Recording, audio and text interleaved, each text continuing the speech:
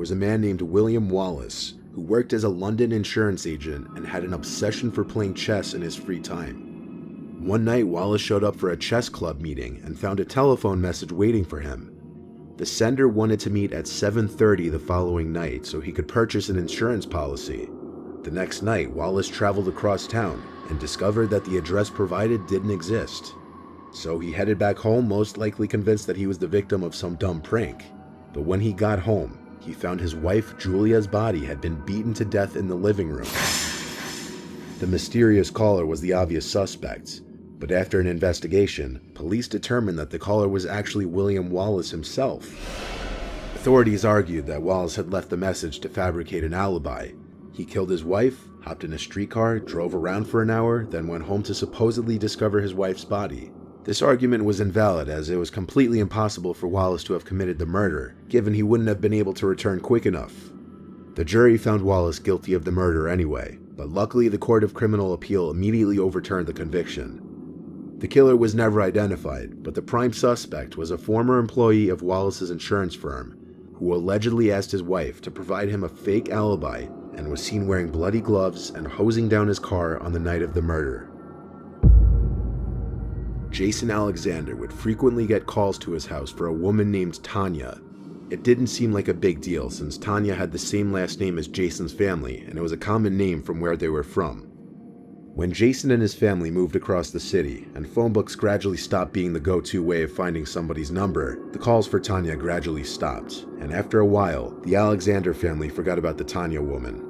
It was about 4 years later that she popped up in their lives again. Jason was driving home from work one afternoon and was greeted by a pretty grisly car wreck at the turn to his house.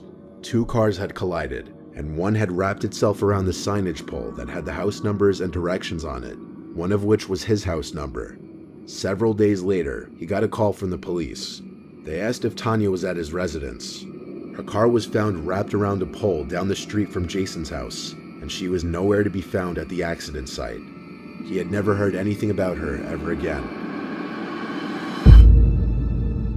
In 1965, the young woman you're looking at, named Judith Hyams, disappeared from her hometown of Coral Gables, Florida. Everyone feared the worst when her abandoned car was found in Atlanta with blood in the backseat. Judith was pregnant and recently went through a divorce. She allegedly made arrangements to get an illegal abortion from a Hungarian doctor named George Hajdu. He was charged with conspiring to perform the abortion but skipped bail and fled the country. After this, the case was forgotten for a quarter century, until it was rejuvenated by a series of bizarre phone calls. In 1990, the Coral Gables police captain Chuck Smith received a message from an Omaha, Nebraska radio host claiming he had information about Judith's disappearance. Smith called the host back, but the host was completely confused. The host said he never made the call, and he knew nothing at all about Judith. Smith soon received another anonymous call claiming Judith was alive in Omaha. Smith knew nothing about the case, but he had recently traveled to Omaha to deliver a lecture at a police academy, and he started to wonder if this was a prank. Smith got a third anonymous call from someone who claimed to be an FBI informant who had recently spent time with Dr. Hajdu in Hungary. They even provided an old phone number for Hajdu that checked out. Smith was confused, and with such a baffling case, he took the story to the TV show Unsolved Mysteries. Days after the Judith Hyams episode was broadcast, Smith got an anonymous letter confirming what many people suspected all along. Judith died during an illegal abortion and wound up in a watery grave.